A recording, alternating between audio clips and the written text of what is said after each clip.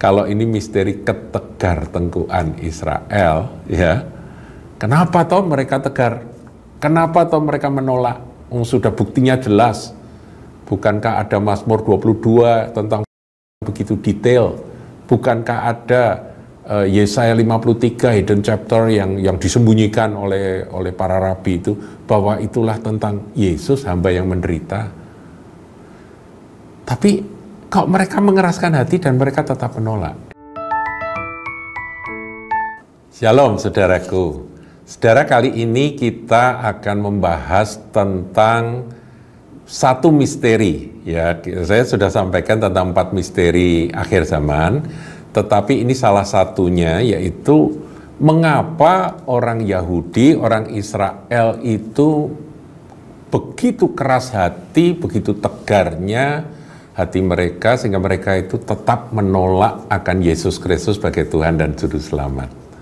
Nah, saudaraku, tentang penolakan akan bangsa pilihan, ya, bangsa Yahudi itu kan bangsa pilihan, orang Israel itu kan bangsa pilihan, terhadap Sang Mesias yang Bapa berikan kepada umat manusia, itu tertulis di dalam Yohanes 1 ayat yang ke-11. Saya bacakan, saudara, ya. Ia datang kepada milik kepunyaannya, ya, Tuhan Yesus Sang Firman itu datang pada milik kepunyaannya, yaitu bangsa Yahudi atau orang Israel. Tetapi orang-orang kepunyaannya itu tidak menerimanya. Jadi memang penolakan dari bangsa ini, bangsa Tegar Tengkuk ini terhadap Sang Mesias itu memang sejak awal, saudaraku. Makanya dicatat di dalam Injil Yohanes 1 ini.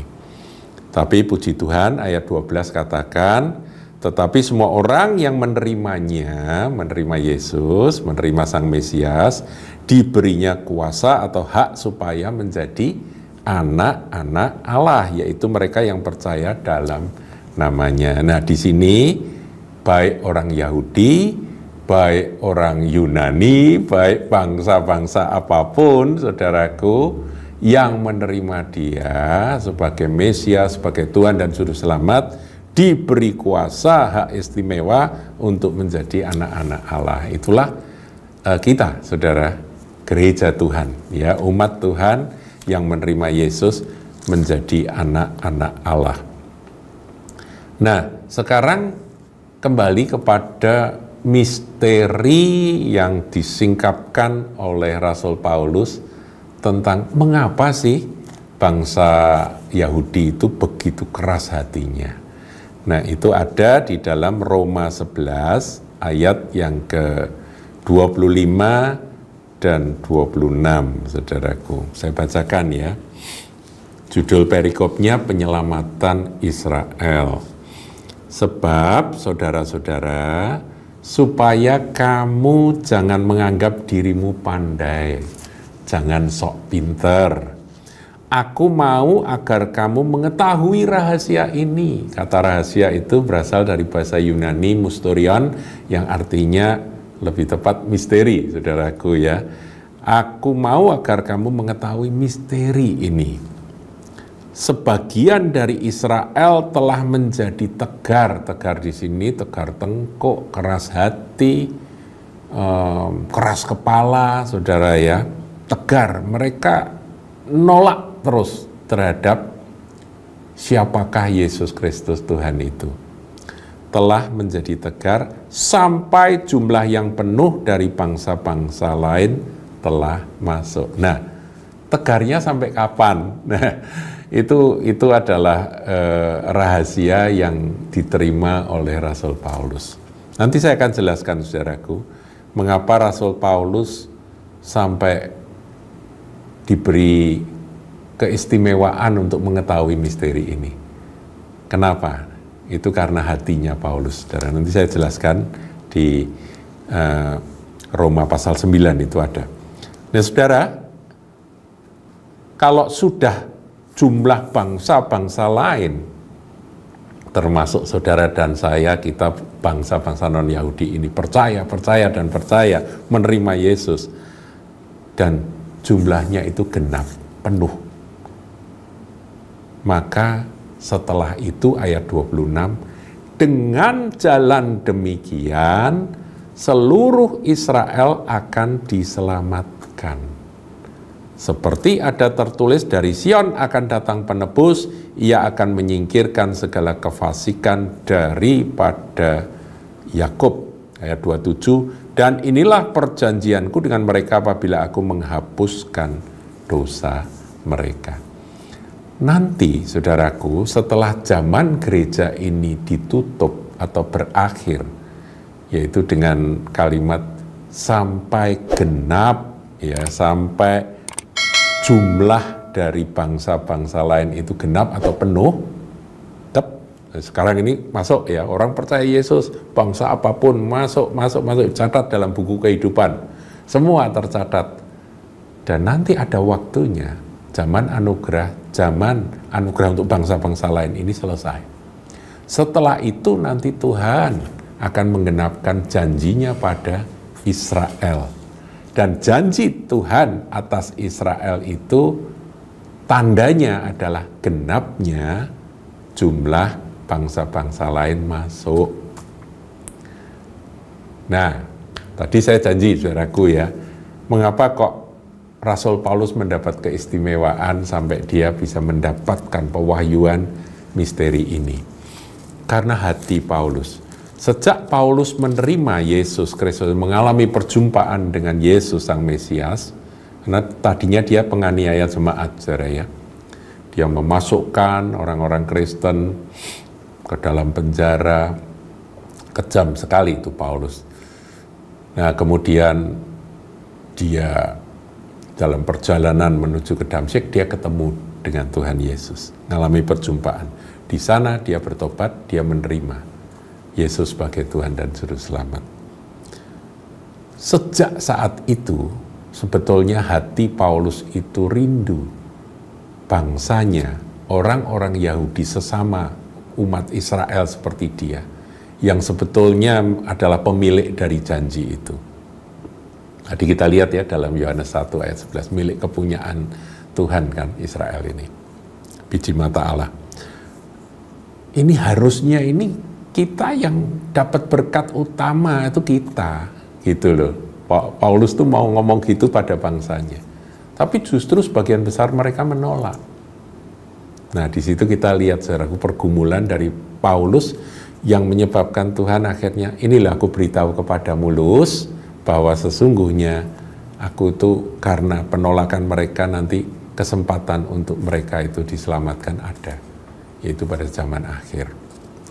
Saya bacakan, saudaraku, ya, dalam Roma pasal 9. Aku mengatakan kebenaran dalam Kristus, aku tidak berdusta, suara hatiku turut bersaksi dalam Roh Kudus. Ayat 2, bahwa aku sangat berduka cita dan selalu bersedih hati. Jadi Paulus sangat sedih melihat bangsanya menolak Yesus.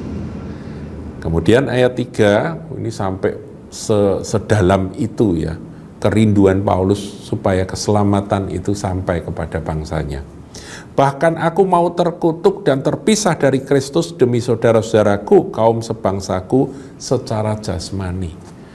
Ini spirit yang sama seperti yang ada pada Musa ketika Tuhan mau memusnahkan akan orang Israel karena mereka menyembah patung lembu emas itu kan Musa bersyafaat, Tuhan, hapuskan namaku dari kitab kehidupan kalau engkau mau membinasakan mereka.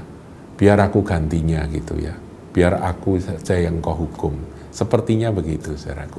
Karena kasihnya kepada umat yang dia pimpin, Musa. Tuhan Yesus juga spiritnya sama, saudaraku, ya. Di atas kayu salib dia sampai mengalami perpisahan singkat dengan Bapa di surga, karena dia harus menanggung dosa umat manusia. Di mana Bapa yang suci, yang tidak bisa melihat dosa, itu berpaling dari anaknya. Dan di situ Yesus berseru, Eli, Eli lama sabachthani. Nah, spirit yang sama itu ada pada Paulus yang berkata, sudahlah aku terkutuk aja, supaya mereka bisa selamat.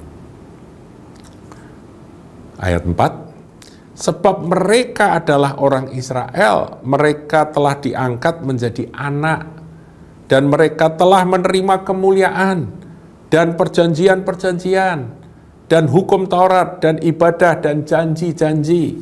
Ayat 5, mereka adalah keturunan bapa-bapa leluhur, yang menurunkan Mesias dalam keadaannya sebagai manusia, yang ada di atas segala sesuatu. Ia, Mesias itu adalah Allah yang harus dipuji sampai selama-lamanya. Dan seterusnya, saudaraku. Jadi ini pergumulan Paulus. Dia berdoa syafaat, dia menangis, dia bersedih untuk bangsanya. Dan itu terus, pergumulan itu terus. Tetapi yang dia hadapi adalah penolakan. Bahkan Paulus dikejar-kejar mau dibunuh oleh bangsanya sendiri gara-gara dia menjadi orang percaya.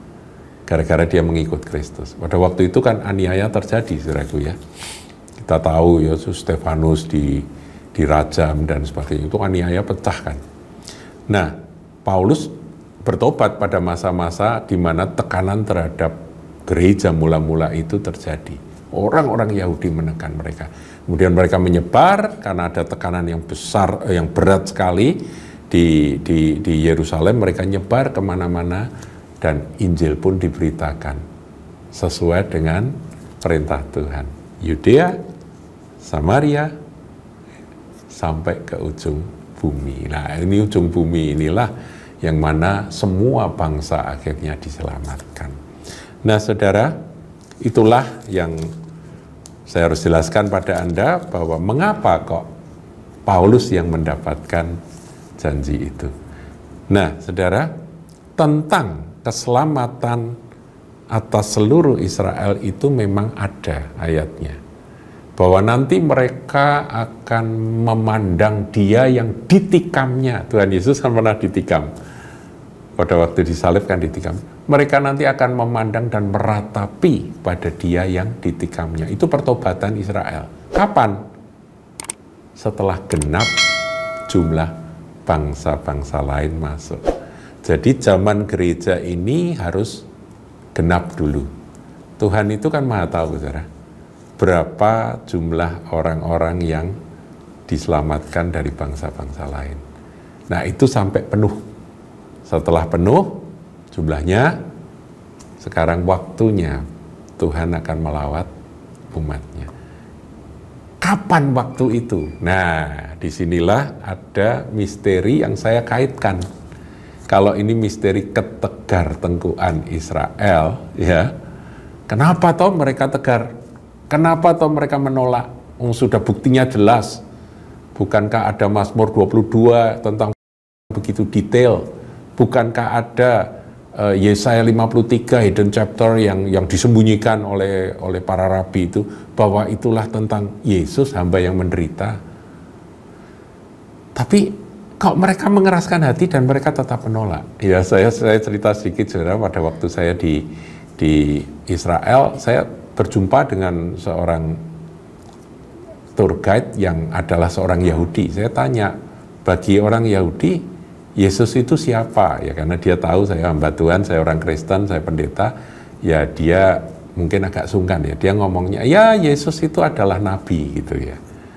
Adalah salah seorang nabi. Padahal kalau aslinya mereka yang keras-keras itu, garis keras, mereka berkata Yesus itu pendusta, penipu, Yesus penyesat. Ya, mereka lebih cenderung ke sana, saudaraku. Jadi memang mereka keras, saudara. Dibuktikan juga sulit sekali. Padahal ayat-ayat perjanjian lama kan jelas sekali yang membuktikan bahwa Yesus itu adalah Sang Mesias. Nah, saudaraku, itulah misteri.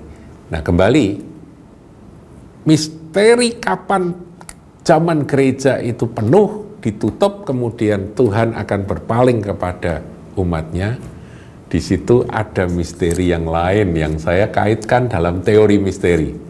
Kalau misteri ini terjadi pada satu momen yang sama, maka kita harus bandingkan dengan 2 Tesalonika 2 ayat yang ke-7. dikatakan di sini karena secara rahasia kedurhakaan telah mulai bekerja. Nah, saudaraku, ini terjemahan ini kurang tepat ya. Mestinya kalau yang lebih tepat, kata rahasia itu misteri, saudara Mustorion. Karena rahasia kedurhakaan telah mulai bekerja. Jadi kedurhakaan atau antikristus itu adalah sebuah misteri. Misteri antikristus itu telah mulai bekerja. Jadi sekarang ini roh antikristus kan sudah bekerja. Tetapi sekarang masih ada yang menahannya. Kalau yang menahannya itu telah disingkirkan, pada waktu itulah si pendurhaka baru akan menyatakan dirinya. Tetapi Tuhan Yesus akan membunuhnya dengan nafas mulutnya dan akan memusnahkannya kalau ia datang kembali. Nah, saudaraku, inilah yang menjadi penafsiran kalau dalam teori tafsir misteri ketegaran Israel di mana ditandai dengan selesainya zaman gereja itu dikaitkan di sini bahwa yang menahan, kalau yang menahan itu adalah gereja ya, saudaraku. Saya juga sudah ada video yang menjelaskan yang menahan itu apa saja. Itu macam-macam teori ada, saya bukakan semua, saudara bisa pelajari. Yang menahan itu disingkirkan dalam artian sudah selesai zaman gereja, kemudian gereja disingkirkan. Ini ada teori penyingkiran ya, seperti disingkirkan ke padang gurun dan dipelihara 3,5 tahun lamanya itu. Kemudian barulah nanti antikris itu muncul. Misteri dari antikristus itu akan muncul. Saudaraku, kita masih harus terus menunggu penggenapan dari misteri-misteri ini, saudaraku. Kapan disingkapkan oleh Tuhan pada waktunya. Sekali lagi saya ulangi, kalau teori 4 misteri itu terjadi pada satu momen yang sama, yaitu pada waktu sangkakala Allah yang ketujuh ditiup, atau yang terakhir ditiup, karena kan ada kata nafiri terakhir, kata sangkakala terakhir itu ada ya saudaraku. Itu maka ya itu di Wahyu 10 ayat yang ke-7. Maka ya benar, waktunya bertepatan. Gereja disingkirkan atau bahkan ada yang berkata diangkat. Kemudian antikris muncul, Israel bertobat. Jadi Israel itu bertobatnya ketika antikris muncul. Karena mereka mengharapkan antikris itu adalah sang Mesias.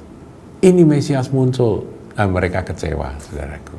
Ketika mereka kecewa, maka ya disitulah mereka bertobat dan mulai mereka meratapi dan memandang Dia yang dulu pernah ditikamnya, yaitu Yesus Kristus yang tersalib.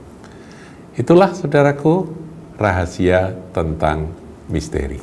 Ya, ini saya ungkapkan satu misteri ketegaran Israel dan satu sedikit saya ungkapkan tentang misteri kedurhakaan atau misteri antikris. Tuhan Yesus memberkati. Jangan lupa like, comment, share, dan subscribe channel GKBK Hal Semarang.